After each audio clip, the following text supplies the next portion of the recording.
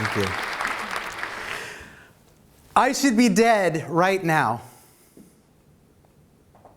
However, ever since I was a child, I could hear my guardian angel's voice. This guardian angel was not my imaginary friend. I always knew where he was. He told me everything I needed to know. He was the father to me that I didn't have because my parents divorced when I was 2. He kept me from being molested as a child. He kept me out of harm's way. He did everything for me as I was growing up. Then when I was 8 years old, my mom, manic depressive, barely get out of the bed, manic depressive, met this most beautiful man and fell in love with him. I fell in love with him too. They had a short courtship. They were engaged to be married. Finally, I'm going to have the father that I have never had in my life. And this man is going to be my father. They were married. Beautiful ceremony. And 5 days after the wedding, he was killed. Sitting at a red light, waiting for it to turn green on his motorcycle, boom, ran over. And my mom had the blessing of getting to the hospital just in time to see them pull out the paddles and try to kickstart his heart. And it didn't work. Needless to say, she went into a tailspin of depression. And then she called me into the room and she said, Keith, I need you to be the man of the house. 8 years old, she put that on me. I need you to be the man of the house, to which I gladly took on. So from 8 years old, no more childhood, no more fun, no more angel. I put the walls up because I needed to be the man of the house. So I stepped into that role fully. And as I did, over the years, my belief system slipped away from me. Flash forward, 22 years old, Fresno, California, bartender at a blue-collar bar. My first day there, I see this man sitting at the bar, and he's just like the most mysterious man I've ever seen. And he hardly says anything to anyone, but when he says something, everybody stops and they listen. So I'm intrigued. He hangs out after happy hour every day, and he connects with me. We have that bartender-client thing going on, but I'm really intrigued by this man. So finally, I get to know him well enough to say, hey, would you like to come home with me after work? We'll hang out. Absolutely. So we started hanging out after work. Now, during these days, I'm using crystal meth. I'm drinking, I'm drugging, I'm doing whatever I can to get rid of the pain and to not have to feel anything from my childhood.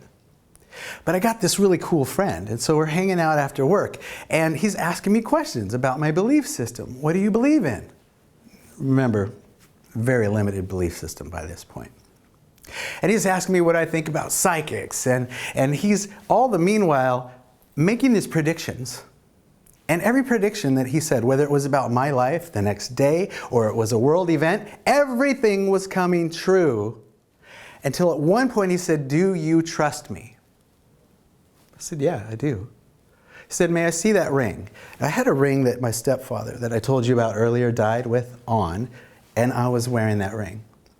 So I trusted him with it, I put it in his hand, and he closed his eyes, and he proceeded to tell me my life story. From childhood, all the way up to the point where my stepfather died with the ring on, to which he went, oh, I could have went my whole life without seeing that, and handed me the ring back. Now, there was no way he could have known these things that he was telling me. There was no way. I hadn't told him these things. There was no Google. There was no Facebook or LinkedIn. But he knew all these things about me.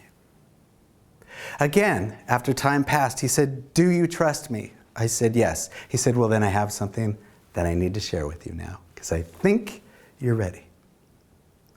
Keith, I am an earthbound angel.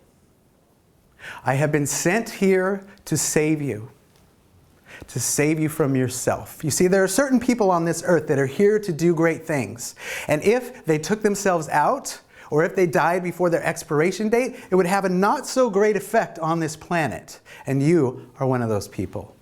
You're here to do big things, and I am here to teach you, to take you from believing in nothing to believing in everything. And once I've accomplished that, I will at some point save your life.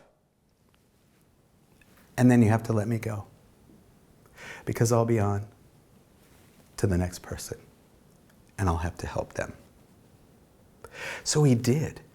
He showed me miracle after miracle after miracle to get me to believe. He spent over a year. That's how thick I was. It took over a year to get me to believe in things unseen. He'd show me a miracle on Monday, and by Tuesday I'd have myself talked out of that I even saw the miracle on Monday. I used to joke around and call him Job, because Lord knows he had the patience of Job. I was a tough one. But he did continue to work with me. And eventually, he facilitated an out-of-body experience where we together came out of our bodies, floated up over into the darkness, over the city, out into the woods. In the darkness, we came down to this fire. And around the fire were beings of light, people, avatars, certain avatars. And they all shared with me what my purpose in life is. And they told me what I was here to do. I came back into my body, and I could only remember this much of what happened. And I asked him why. Why can I only remember a little bit? And he said, dude, if you knew everything that they said, like your mind can't even handle that right now. So what will happen is you will remember, but when it's time. So each next step you'll remember, and then you'll live into that step. And if you do that, you will fully live into your purpose. So he did eventually save my life. It had been, I was using crystal meth, and it had been 13 and a half days. I had slept 8 hours.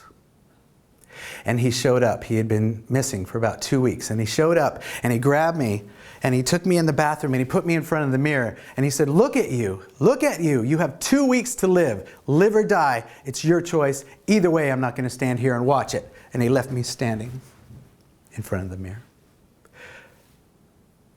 He always, whatever he predicted said, came true. Always. So I knew I had 2 weeks to live. So it was a pivotal choice for me. I chose to live, and that's why I'm here today. Did you know that 77% of all people believe in angels? 55% believe that they've been contacted by angels. I can tell you with absolute certainty that we all have at least one guardian angel. There's a lot of them in the room right now. And their only job is to get you to your expiration date. But with all the moving parts in the world, stuff can happen. So when something happens that would take you out before your time, that's when you see miracles happen. You hear of time reversing. You hear people like, I swerved in a way, there's no way I should have known that. There's no way I should have known how to do that. We all have angels. So if you'd quickly close your eyes with me and take a breath and repeat after me. If indeed there are heavenly helpers, if indeed there are heavenly helpers, I am open to hearing you. I am open to hearing you. If you have my best interest in mind, If you have my best interest in mind, I am open to working with you. I am open to working with you. I invite you into my life I invite you into my life to make a difference for my life. Thank you. Thank you. Thank you. Thank you. And so it is. And so it is. Can you imagine having your life spared 5 times? Having 5 near-death experiences. Can you imagine that? I can't imagine 5 anymore because it's happened to me 8. 8 times I should have died. And for so many years, I wondered why. But I now know. Thank you.